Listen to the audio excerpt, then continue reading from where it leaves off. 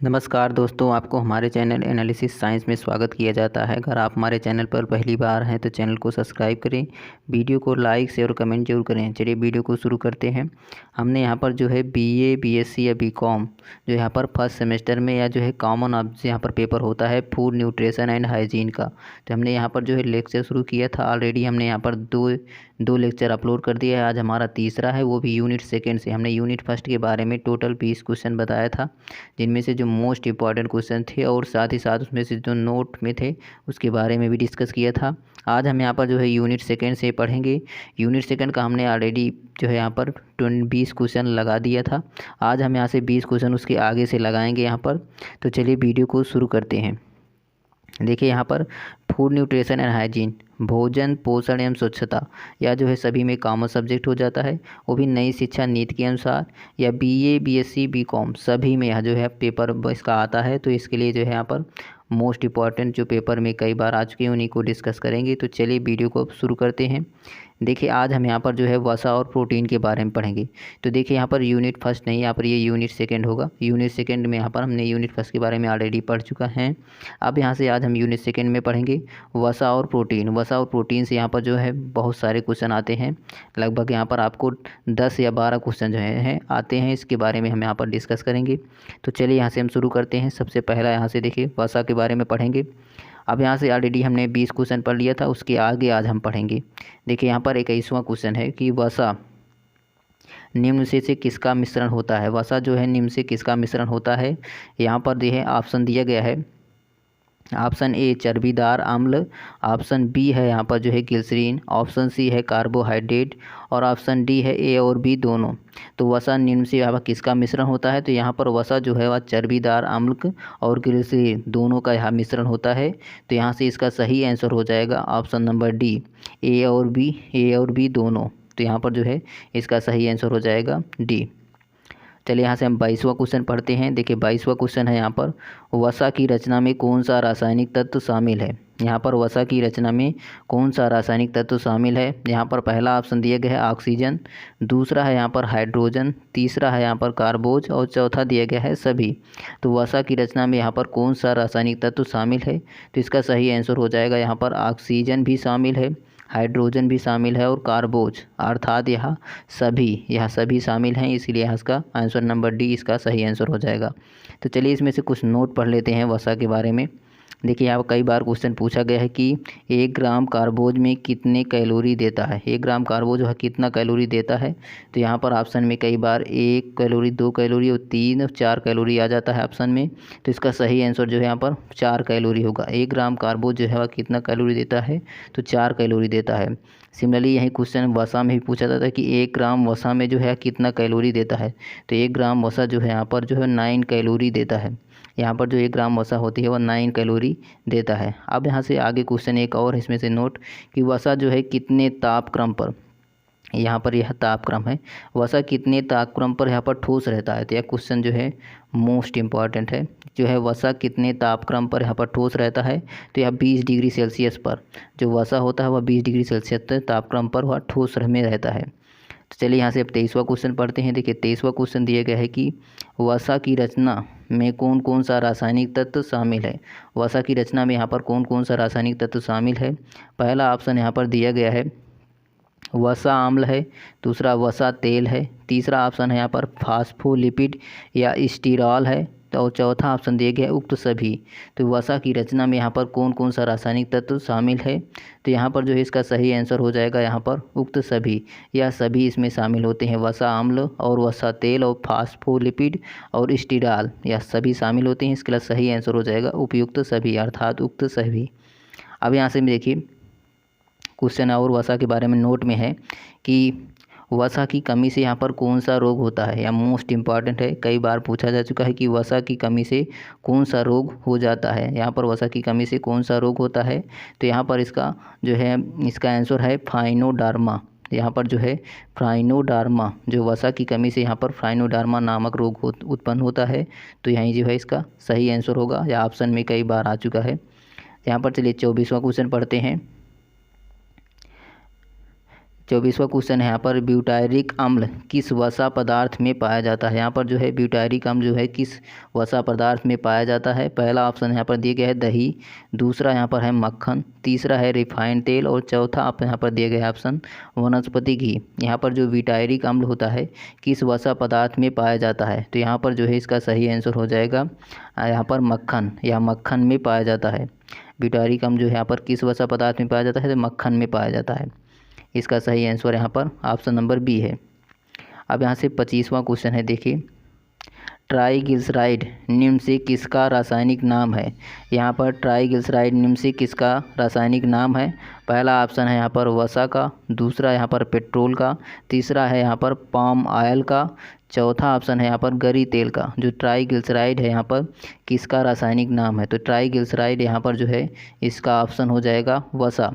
जो ट्राइग्लिसराइड है यहाँ पर वसा का रासायनिक नाम ही है। यहाँ पर कई बार क्वेश्चन यहाँ पर किया जाता है कि वसा का रासायनिक नाम क्या है, तो ट्राइग्लिसराइड है या ट्राइग्लिसराइड देकर क्वेश्चन इस तरह पूछ सकेगा कि ट्राइग्लिसराइड निम्न से किसका रासायनिक नाम है, तो यहाँ पर वसा का, पेट्रोल का, पाम ऑयल का, गरी तेल का। यहाँ इस ऑप्शन करके आ जाएगा, तो इसका सही आंसर है यहाँ पर वसा का। ट्राइग्लिसराइड जो यहाँ पर जो है वसा का जो है रासायनिक नाम है। अब यहाँ से इसमें से देखिए नोट में है कैम्प्रोलिक अम्ल किस में पाया जाता है। कैम्प्रोलिक अम्ल जो है यहाँ पर किस में पाया जाता है, मक्खन और नारियल के तेल दोनों में पाया जाता है। कैप्रोलिक अम्ल जो है यहाँ पर मक्खन और नारियल के तेल दोनों में पाया जाता है। एक क्वेश्चन और यहाँ पर पामिटिक अम्ल किस में पाया जाता है। यह मोस्ट इम्पॉर्टेंट है कि पामिटिक अम्ल जो है यहाँ पर किस में पाया जाता है, तो यह वनस्पति तेल में पाया जाता है। यहाँ पर जो है मक्खन और नारियल के तेल में जो है कैप्रोलिक अम्ल और यहाँ पर वनस्पति तेल में जो है यहाँ पर पामिटिक अम्ल पाया जाता है। अब चलिए यहाँ से हम 26वां क्वेश्चन पढ़ते हैं। देखिए यहाँ पर 26वां क्वेश्चन है यहाँ पर स्टीमरिक। यहाँ स्टीमरिक अम्ल निम्न से किस में पाया जाता है। पहला ऑप्शन दिया गया है प्राणी जगत में, दूसरा है यहाँ पर वनस्पति जगत में, तीसरा है पेट्रोल में और चौथा यहाँ पर ए और बी दोनों।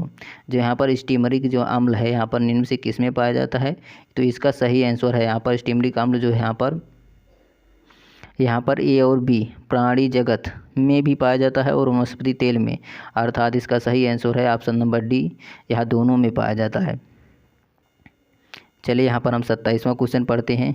यह मोस्ट इम्पॉर्टेंट क्वेश्चन है यह भी, कि निम्न से किसमें कार्बन तथा हाइड्रोजन के अणुओं की संख्या में अंतर होता है। यहाँ पर जो है निम्न से किसमें कार्बन तथा हाइड्रोजन के अणुओं की संख्या में अंतर होता है।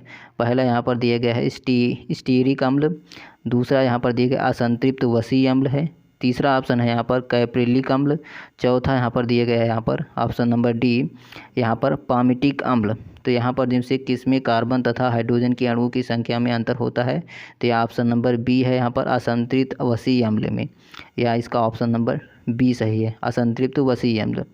देखिए यहाँ पर नोट में है या मोस्ट इम्पॉर्टेंट यह भी है कि कौन सा अम्ल त्वचा संबंधी रोग के उपचार के लिए सहायक होता है।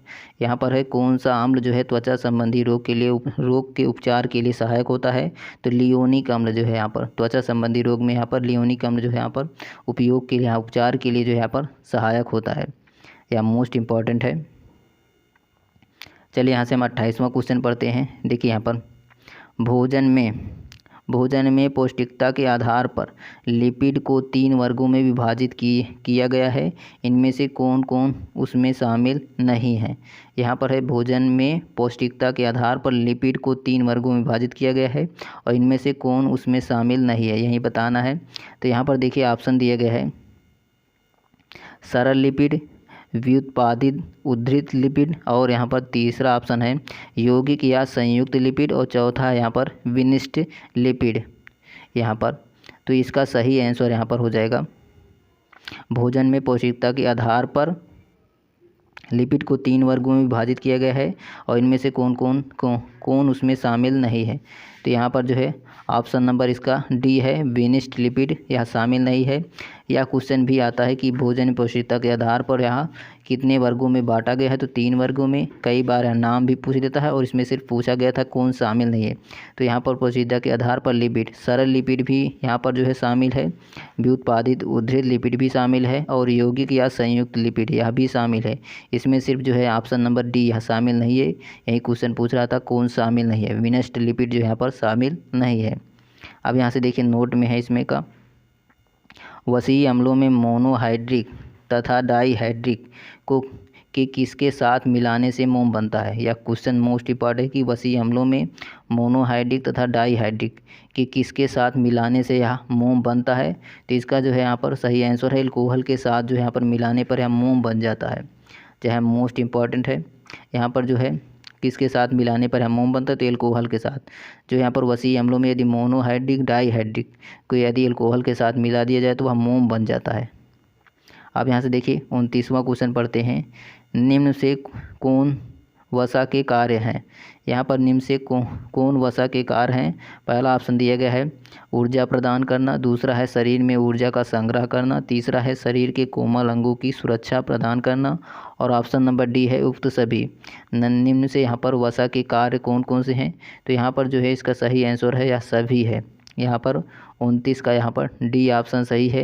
अर्थात जो है वसा के जो कार्य होते हैं ऊर्जा भी प्रदान करता है, शरीर में ऊर्जा का संग्रह भी करता है, और शरीर के जो कोमल अंगों को यहाँ पर सुरक्षा भी प्रदान करता है। तो यहाँ पर जो है इसका सही आंसर है ऑप्शन नंबर डी उक्त सभी, यह इसमें से सभी है। अब यहाँ से एक क्वेश्चन यहाँ मोस्ट इंपॉर्टेंट यह भी है, ऊर्जा का संग्रह उत्तम साधन क्या है। यहाँ पर जो ऊर्जा संग्रह का जो उत्तम साधन है यह वसा है, मोस्ट इम्पॉर्टेंट है। ऊर्जा संग्रह का जो उत्तम साधन क्या है, तो यह वसा है, प्रोटीन नहीं है, ध्यान रखना। यह क्वेश्चन कई बार आ चुका है कि ऊर्जा संग्रह का उत्तम साधन क्या है, तो वसा है। चलिए यहाँ से अब वसा समाप्त हुआ। अब यहाँ से हम प्रोटीन के बारे में यहाँ पर 10 क्वेश्चन पढ़ेंगे। यहाँ पर प्रोटीन से जो मोस्ट इंपॉर्टेंट क्वेश्चन इसमें से हैं उसके बारे में पढ़ेंगे। तो यहाँ पर देखिए 30वां क्वेश्चन है प्रोटीन में। यहाँ पर निम्न से किसमें प्रोटीन अधिक मात्रा में पाया जाता है। निम्न से यहाँ पर किसमें प्रोटीन जो है अधिक मात्रा में पाया जाता है। पहला ऑप्शन दिया गया आलू में, दूसरा ऑप्शन है यहाँ पर अंडे की जर्दी में, तीसरा ऑप्शन है अनाजों में, और चौथा यहाँ पर हरे पत्तेदार सब्जियों में। तो यहाँ पर जो है प्रोटीन अधिक मात्रा में सबसे ज़्यादा किस में पाया जाता है, तो ये अनाजों में पाया जाता है। अनाजों में प्रोटीन जो है यहाँ पर सबसे अधिक मात्रा में पाया जाता है। और यहाँ पर यह क्वेश्चन भी आता है कई बार कि नोट में इसको जरूर ध्यान रखिएगा कि अरहर की दाल में सबसे ज़्यादा प्रोटीन इसमें भी पाया जाता है। अरहर की दाल में भी यहाँ पर सबसे ज़्यादा प्रोटीन पाया जाता है। तो दालों में जो है अरहर की दाल में सबसे ज़्यादा प्रोटीन पाया जाता है। और यहाँ पर यह मोस्ट इम्पॉर्टेंट है, जो यहाँ पेपर में कई बार आ चुका है कि मनुष्य में प्रोटीन की कमी से कौन सा रोग होता है। तो यहाँ पर जो है मनुष्य में प्रोटीन की कमी से यहाँ पर क्वाशियोरकोर, यहाँ पर जो है क्वाशियोरकोर जो है रोग यहाँ पर प्रोटीन की कमी के कारण होता है। कई बार यह क्वेश्चन आ जाता है कि क्वाशियोरकोर जो है यहाँ पर किसकी कमी के कारण होता है। यहाँ पर वसा, प्रोटीन आदि यहाँ पर ऑप्शन दे दिया जाएगा, तो यह प्रोटीन की कमी से ही होता है। अब यहाँ से देखिए इसके बारे में हम कुछ नोट पढ़ लेते हैं। यहाँ पर देखिए क्वाशियोरकोर के बारे में। क्वाशियोरकोर रोग जो है प्रोटीन की कमी से होता है। क्वाशियोरकोर जो है जिसे एडिमा या द्रव प्रतिधारण के साथ संबंध होने के कारण इसे एडमेटस कुपोषण के रूप में भी जाना जाता है। ध्यान रखना यहाँ पर इस रोग को जो यहाँ पर हम एडमेटस कुपोषण के रूप में भी जाना जाता है। यह पोषण संबंधी विकार है जो अक्सर अकाल पीड़ित क्षेत्रों में यह देखा जाता है। या इसका नोट पॉइंट है यहाँ पर कि क्वाशियोरकोर जो यहाँ पर रोग प्रोटीन की कमी से होता है, और इसका एक नाम यहाँ पर है एडमेटस कुपोषण के नाम से भी यह जाना जाता है। चलिए यहाँ से हम 31वां क्वेश्चन पढ़ते हैं। देखिए यहाँ पर 31वां क्वेश्चन है, कार्बोज तथा वसा की अनुपस्थिति में ऊर्जा प्रदान करने का कार्य कौन करता है। यहाँ पर कार्बोज तथा वसा की अनुपस्थिति में जो है ऊर्जा प्रदान करने का कार्य कौन करता है। तो यहाँ पर पहला ऑप्शन दिया गया है प्रोटीन है, दूसरा यहाँ पर विटामिन है, तीसरा खनिज लवण है, और चौथा ऑप्शन है यहाँ पर ऑप्शन नंबर डी। तो यहाँ पर देखिए कार्बोज तथा वसा की अनुपस्थिति में जो ऊर्जा प्रदान करने का कार्य जो है यहाँ पर सिर्फ प्रोटीन ही करता है। यहाँ पर प्रोटीन का सही आंसर है। कार्बोज तथा वसा की अनुपस्थिति में ऊर्जा प्रदान करने का कार्य प्रोटीन करता है। अब यहाँ से देखिए यह क्वेश्चन है, 1 ग्राम प्रोटीन से कितने कैलोरी ऊर्जा उत्पन्न होती है। यहाँ पर 1 ग्राम प्रोटीन से यहाँ पर कितने कैलोरी ऊर्जा उत्पन्न होती है, तो 4 कैलोरी ऊर्जा उत्पन्न होती है। यहाँ पर 4 किलो कैलोरी यहाँ पर ऊर्जा उत्पन्न होती है, यह ध्यान रखना। आगे यहाँ पर क्वेश्चन नंबर 32 है, छोटी आंत में प्रोटीन का अवशोषण कितना प्रतिशत होता है। यहाँ पर जो है छोटी आंत में प्रोटीन का अवशोषण कितना प्रतिशत होता है। पहला ऑप्शन है यहाँ पर 60%, दूसरा ऑप्शन दिया गया है यहाँ पर 28%, तीसरा ऑप्शन है यहाँ पर 50% और यहाँ पर जो है चौथा ऑप्शन है चौथा ऑप्शन यहाँ पर 40%। चौथा ऑप्शन है यहाँ पर 40%। तो यहाँ पर छोटी आंत में प्रोटीन का अवशोषण कितने प्रतिशत होता है, तो इसका आंसर है यहाँ पर जो है 60% होता है। तो यहाँ पर जो है छोटी आंत में प्रोटीन का अवशोषण यहाँ पर 60% होता है, अर्थात यहाँ पर इसका आंसर नंबर यहाँ पर ए है। अब यहाँ से देखिए छोटी आंत में प्रोटीन का अवशोषण 60% होता है, तो बड़ी आंत में प्रोटीन का अवशोषण कितना प्रतिशत होता है। तो बड़ी आंत में जो है यहाँ पर प्रोटीन का जो अवशोषण होता है वह 28% होता है। यह भी ध्यान रखना, बड़ी आंत में प्रोटीन का अवशोषण 28% होता है। अब यहाँ से कुछ और नोट में है कि पचे हुए प्रोटीन का अवशोषण शरीर के किस भाग में होता है। तो यहाँ पर देखिए पचे हुए अवशोषण, देखिए पचे हुए प्रोटीन का अवशोषण शरीर के किस भाग में होता है। तो यह छोटी आंत और बड़ी आंत दोनों में होता है। ध्यान रखना है, पचे हुए प्रोटीन का जो अवशोषण होता है शरीर के किस भाग में होता है, या छोटी आंत बड़ी आंत दोनों में होता है। अब यहाँ से देखिए एक क्वेश्चन और मोस्ट इम्पॉर्टेंट है कि आमाशय में करीब कितने प्रतिशत का, देखिए आमाशय में करीब कितने प्रतिशत प्रोटीन का अवशोषण होता है। तो आमाशय में जो है यहाँ पर पूछ रहा है जो है करीब कितने प्रतिशत प्रोटीन का अवशोषण होता है। तो आमाशय में टोटल यहाँ पर जो है 11% का अवशोषण होता है। यहाँ पर प्रोटीन का अवशोषण आमाशय में जो है यहाँ पर 11% होता है। चलिए यहाँ से ऑप्शन नंबर आप क्वेश्चन नंबर 33 पढ़ते हैं। देखिए यहाँ पर क्वेश्चन नंबर 33 है, प्रोटीन की प्रचुरता वाले खाद्य पदार्थों में उपस्थित एमिनो अम्ल टायरोसिन के बारे में निम्नलिखित कथनों में से एक सही नहीं है। यहाँ पर जो है प्रोटीन की प्रचुरता वाले जो खाद्य पदार्थ हैं उसमें उपस्थित एमिनो अम्ल और टायरोसिन के बारे में निम्नलिखित कथनों में कौन एक सही नहीं है। तो यहाँ पर पहला ऑप्शन दिया गया है या ऊर्जा स्तर को बढ़ाने में सहायता कर सकता है। पहला ऑप्शन है कि ऊर्जा स्तर को बढ़ाने में सहायता कर सकता है। दूसरा ऑप्शन है यहाँ पर या भावात्मक, देखिए दूसरा ऑप्शन है या भावात्मक एवं पर्यावरणीय दबाव का जो है यहाँ पर सामना कर सकता है, या भावात्मक और पर्यावरणीय दबाव का सामना कर सकता है। तीसरा यहाँ पर है या उदासी से लड़ सकता है। चौथा यहाँ पर या बुढ़ापे के लिए उत्तरदायी मुक्त मूलकों की विरुद्ध यहाँ पर रक्षा करता है। तो यहाँ पर जो है इसका सही ऑप्शन है कि प्रोटीन की प्रचुरता वाले खाद्य पदार्थों में ये उपस्थित एमिनो अम्ल टायरोसिन के बारे में है, इन निम्नलिखित कथनों में से एक सही नहीं है। तो यहाँ पर जो है यहाँ पर यह ऑप्शन नंबर डी इसका सही आंसर नहीं है। बुढ़ापे के लिए उत्तरदायी मुक्त मूलकों के लिए विरुद्ध रक्षा कर सकता है, तो यह ऑप्शन इसका यही गलत है। तो यही इसका ऑप्शन इसका सही है। पूछ रहा है इनमें से कौन सही नहीं है। और यहाँ पर आगे क्वेश्चन है एंजाइम, देखिए एंजाइम हार्मोन तथा नलिका विहीन ग्रंथियों से निकलने वाले रस का निर्माण किस तत्व से होता है। यहाँ पर जो एंजाइम हार्मोन्स तथा नलिका विहीन ग्रंथियों से निकलने वाले रस का निर्माण किस तत्व से होता है। यहाँ पर प्रोटीन से होता है। ध्यान रखना यह प्रोटीन से होता है। क्वेश्चन नंबर 34 है यहाँ पर इन्वर्टेज एंजाइम किसे किस में बदलता है। यहाँ पर जो है इन्वर्टेज एंजाइम जो है यहाँ पर किसे किस में बदलता है। यह भी मोस्ट इम्पॉर्टेंट है कि इन्वर्टेज एंजाइम जो है यहाँ पर किसे किस में बदलता है। पहला ऑप्शन दिया गया है यहाँ पर सुक्रोज को ग्लूकोज एवं फ्रक्टोज में बदलता है। दूसरा ऑप्शन है यहाँ पर सेल्यूलोज को स्टार्च में। तीसरा है यहाँ पर ग्लूकोज को सुक्रोज में। और चौथा ऑप्शन है यहाँ पर स्टार्च को सुक्रोज में। तो इन्वर्टेज एंजाइम यहाँ किस में बदलता है, किसे किस में बदलता है। तो यहाँ पर देखिए इसका ऑप्शन नंबर यहाँ पर ए सही हो जाएगा। जो इन्वर्टेज एंजाइम होता है वह सुक्रोज को ग्लूकोज एवं फ्रक्टोज में बदलता है। तो यहाँ जो है ऑप्शन नंबर ए इसका सही है। यहाँ पर सेल्यूलोज को स्टार्च में बदलता है, या ऑप्शन नंबर गलत है। और ऑप्शन नंबर सी भी गलत है। और ऑप्शन नंबर डी स्टार्च को सुक्रोज में, यह भी गलत है। तो इन्वर्टेज एंजाइम जो है किसे किस में बदलता है, तो यह सुक्रोज को ग्लूकोज एवं फ्रक्टोज में बदलता है। इसका सही ऑप्शन यहाँ पर ऑप्शन नंबर ए है। चलिए यहाँ से अब नोट में इसमें से दिया गया है कि गरीबों का मांस किसे कहा जाता है। यह मोस्ट इम्पॉर्टेंट है। गरीबों का मांस किसे कहा जाता है, यह सोयाबीन को कहा जाता है। तो गरीबों का मांस किसे कहा जाता है, सोयाबीन को कहा जाता है। यहाँ पर क्वेश्चन नंबर 35 है प्रोटीन का पाचन कैसे माध्यम में होता है अथवा प्रोटीन का अवशोषण होता है। तो यहाँ पर जो है प्रोटीन का जो पाचन यहाँ पर कैसे माध्यम में होता है, पहला ऑप्शन दिया गया है यहाँ पर अम्लीय माध्यम में, दूसरा है उदासीन माध्यम में, तीसरा है यहाँ पर क्षारीय माध्यम में और ऑप्शन नंबर डी है सभी में। तो यहाँ पर जो प्रोटीन का पाचन वह कैसे माध्यम में होता है, तो यहाँ पर ऑप्शन नंबर इसका जो है ए हो जाएगा। प्रोटीन का जो पाचन होता है वह अम्लीय माध्यम में होता है। ऑप्शन नंबर इसका ए सही आंसर है। यहाँ पर देखिए इसमें से कुछ नोट पॉइंट है। प्रोटीन का पाचक कौन सा पाचक रस करता है, तो यहाँ पर जो है प्रोटीन का जो पाचक है वह कौन सा पाचक रस करता है, तो यहाँ पर रेनिन, पेप्सिन और ट्रिप्सिन यह तीनों करते हैं। तो यहाँ प्रोटीन का जो पाचन यहाँ पर कौन सा पाचक रस करता है, तो रेनिन, पेप्सिन और ट्रिप्सिन यह तीनों जो यहाँ पर सही है।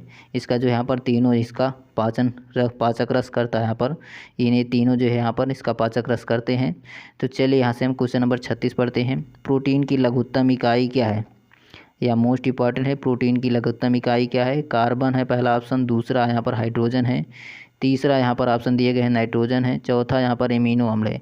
प्रोटीन की जो लघुत्तम इकाई होती है यहाँ पर जो है ऑप्शन नंबर इसका सी नाइट्रोजन है। प्रोटीन की जो लघुत्तम इकाई है वह नाइट्रोजन है। इसका जो है ऑप्शन नंबर सी सही आंसर है। अब यहाँ से देखिए कुछ नोट में है। प्रोटीन में कार्बन की मात्रा कितने प्रतिशत होती है, यहाँ पर 50% होती है। यह मोस्ट इंपॉर्टेंट है। कई बार पूछा गया कि प्रोटीन में कार्बन की मात्रा कितने प्रतिशत होती है। ऑप्शन यहाँ पर 20%, 30%, 40 और 50% ऑप्शन करके आया, तो इसका सही आंसर 50% होगा। और यहाँ पर आगे क्वेश्चन और भी है कि प्रोटीन में नाइट्रोजन की मात्रा कितने प्रतिशत होता है। प्रोटीन में जो है नाइट्रोजन की मात्रा वह 18% होती है और प्रोटीन में जो ऑक्सीजन की मात्रा होती है वह 40% होती है। ध्यान रखना, प्रोटीन में नाइट्रोजन की मात्रा 18%, प्रोटीन में ऑक्सीजन की मात्रा यहाँ पर 40% और प्रोटीन में जो कार्बन की मात्रा है वो टोटल 50% होती है। अब यहाँ से देखिए यह क्वेश्चन भी मोस्ट इंपॉर्टेंट है। प्रोटीन शब्द की खोज किस वैज्ञानिक द्वारा की गई थी। पहला ऑप्शन दिया गया है यहाँ पर टेबर के द्वारा या वेबर के द्वारा या मुल्डर के द्वारा या इनमें से कोई नहीं। तो प्रोटीन शब्द की खोज जो यहाँ पर किस वैज्ञानिक द्वारा की गई थी, तो यहाँ पर जो है इसका सही ऑप्शन है ऑप्शन नंबर सी। यहाँ पर जो है 37 का ऑप्शन नंबर सी मुल्डर के द्वारा यहाँ पर की गई थी। प्रोटीन की खोज यहाँ पर मुल्डर ने किया था। अब यहाँ से देखिए मोल्ट्री यह क्वेश्चन भी मोस्ट इंपॉर्टेंट है क्योंकि प्रोटीन शब्द की खोज किस सन में हुई थी। यह मोस्ट इंपॉर्टेंट है कि प्रोटीन शब्द की खोज किस सन में हुई थी, तो यह 1840 ईस्वी में हुई थी। तो यह मोस्ट इंपॉर्टेंट है। प्रोटीन एक यौगिक है, यह ऑप्शन कई बार जो है क्वेश्चन में आ चुका है कि प्रोटीन एक यौगिक है, कार्बनिक, अकार्बनिक, और यहाँ पर ऑप्शन नंबर सी और ऑप्शन नंबर डी यहाँ पर दे दिया जाएगा, जिसमें से इसका सही आंसर हो जाएगा कि अकार्बनिक। प्रोटीन एक यौगिक है या प्रोटीन एक अकार्बनिक यौगिक है। ध्यान रखना, प्रोटीन जो है यहाँ पर एक अकार्बनिक यौगिक है, कार्बनिक नहीं है। अब यहाँ से आगे एक नोट पॉइंट है कि 1 ग्राम प्रोटीन से कितनी ऊष्मा प्राप्त होती है। तो यहाँ पर जो है 1 ग्राम प्रोटीन से कितनी ऊष्मा प्राप्त होती है, तो 5.65 कैलोरीज यहाँ पर प्राप्त होती है। 1 ग्राम प्रोटीन में यहाँ पर 5.65 कैलोरीज यहाँ पर ऊष्मा प्राप्त होती है। चलिए यहाँ से क्वेश्चन नंबर 38 पढ़ते हैं। देखिए कौन सा पाचक रस हाइड्रोक्लोरिक अम्ल की उपस्थिति में दूध को दही में बदलता है। यहाँ पर जो है कौन सा पाचक रस हाइड्रोक्लोरिक अम्ल की उपस्थिति में दूध को दही में बदलता है। पहला ऑप्शन है यहाँ पर रेनिन का, दूसरा है यहाँ पर पेप्सिन का, तीसरा है यहाँ पर ट्रिप्सिन का और चौथा यहाँ पर है इरेप्सिन का। तो यहाँ पर जो है इसका सही आंसर हो जाएगा जो यहाँ पर रेनिन जो है पाचक रस है। तो यहाँ पर देखिए यह तीनों पाचक रस हैं, रेनिन, पेप्सिन और ट्रिप्सिन। तो यहाँ पर जो है क्वेश्चन में सिर्फ यह पूछा गया था कौन सा पाचक रस हाइड्रोक्लोरिक अम्ल की उपस्थिति में दूध को दही में बदलता है। तो यहाँ पर जो है रेनिन ही है दूध को दही में बदलता है हाइड्रोक्लोरिक अम्ल की उपस्थिति में, अर्थात HCl की उपस्थिति में जो है यह दूध को दही में बदलता है, सिर्फ रेनिन ही बदलता है। अब यहाँ से क्वेश्चन नंबर 39 है। शैशवावस्था 6 से 12 माह, यहाँ पर 6 से 12 माह में प्रतिदिन कितनी प्रोटीन की आवश्यकता होती है। पहला दिया गया है 1.65 ग्राम प्रति किलोग्राम शारीरिक वजन पर, या 2.05 ग्राम प्रति किलोग्राम शारीरिक वजन पर, या 50 ग्राम या 30 ग्राम। तो शैशवावस्था में यहाँ पर प्रतिदिन कितनी प्रोटीन की आवश्यकता होती है, तो वो भी 6 से 12 माह के बीच में पूछ रहा है। तो इसका ऑप्शन नंबर यहाँ पर ए हो जाएगा 1.6। देखिए ऑप्शन नंबर इसका बी, यहाँ पर जो है इसका ऑप्शन नंबर बी है 2.05 ग्राम प्रति किलोग्राम शारीरिक वजन पर। तो यहाँ पर जो है सहस्रावस्था में प्रतिदिन कितने प्रोटीन की आवश्यकता होती है, तो यहाँ पर 2.05 ग्राम की। तो यहाँ इसका आंसर हो जाएगा। 40वां क्वेश्चन है यहाँ पर, एक वयस्क पुरुष के लिए प्रतिदिन कितनी प्रोटीन की आवश्यकता होती है। यहाँ पर एक वयस्क पुरुष के लिए जो है प्रतिदिन कितनी प्रोटीन की आवश्यकता होती है। पहला ऑप्शन यहाँ पर है 70 ग्राम, दूसरा है यहाँ पर 50 ग्राम, तीसरा है यहाँ पर 60 ग्राम और चौथा ऑप्शन है यहाँ पर 55 ग्राम। तो यहाँ पर देखिए एक वयस्क पुरुष के लिए प्रतिदिन कितनी प्रोटीन की आवश्यकता होती है, तो यहाँ पर ऑप्शन नंबर इसका सी हो जाएगा 60 ग्राम। यहाँ पर जो है एक वयस्क पुरुष के लिए प्रतिदिन यहाँ पर जो है 60 ग्राम प्रोटीन की आवश्यकता होती है। सेम यही क्वेश्चन यहाँ भी आया था कि एक वयस्क स्त्री को प्रतिदिन कितने ग्राम प्रोटीन की आवश्यकता होती है, तो उन्हें यहाँ पर 50 ग्राम। पुरुष में जो यहाँ पर टोटल यहाँ पर 60 ग्राम और यहाँ पर जो है महिलाओं में यहाँ पर एक वयस्क स्त्री को प्रतिदिन कितने ग्राम प्रोटीन की आवश्यकता होती है, तो यहाँ पर जो है 50 ग्राम। चलिए यहाँ से वीडियो समाप्त हुई। यदि आपको इसका PDF चाहिए तो डिस्क्रिप्शन में लिंक दिया गया है, वहाँ पर टेलीग्राम चैनल को ज्वाइन कीजिए और यहाँ पर डिस्क्रिप्शन में एक लिंक और दिया रहेगा, वहाँ पर जा कर के आप इसे PDF देख सकते हैं। चलिए अगर आपको वीडियो अच्छी लगी हो तो वीडियो को लाइक शेयर और कमेंट जरूर कीजिएगा। चलिए थैंक्स फॉर वॉचिंग।